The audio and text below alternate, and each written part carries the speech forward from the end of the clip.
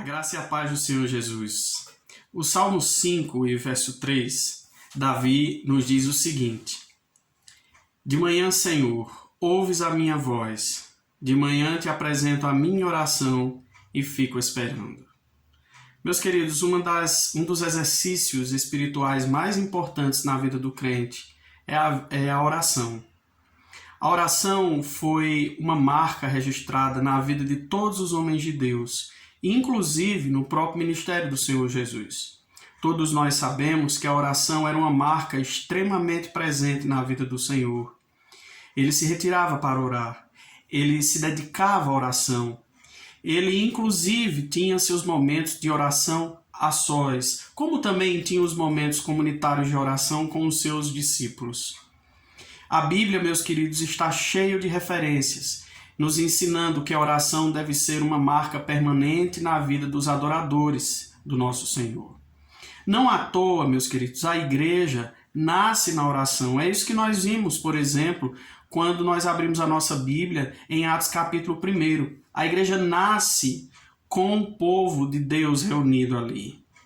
Não à toa, a oração também deve ser um dos principais fundamentos quando nós precisamos apresentar as nossas queixas, as nossas demandas, as nossas preocupações diante do Senhor. É assim que a sua palavra nos ensina. Deus, ele deseja ouvir de nós aquilo que nós queremos dizer para ele.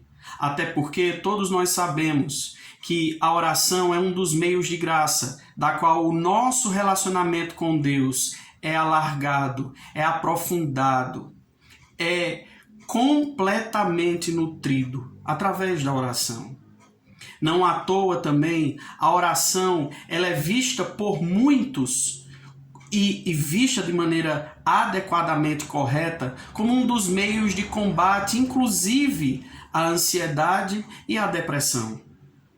Não à toa, meus queridos, o próprio Senhor nos diz que se o meu povo que se chama pelo meu nome orar e me buscar e se converter dos seus maus caminhos, então eu ouvirei dos céus, perdoarei o seu pecado e sararei a sua terra.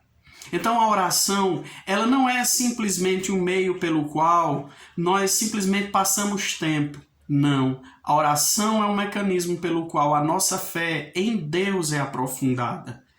Não à toa, o Senhor Jesus nos ensina, isso está registrado no Evangelho de Mateus, capítulo 21 e verso 22, e tudo que pedirem em oração, crendo, vocês receberão.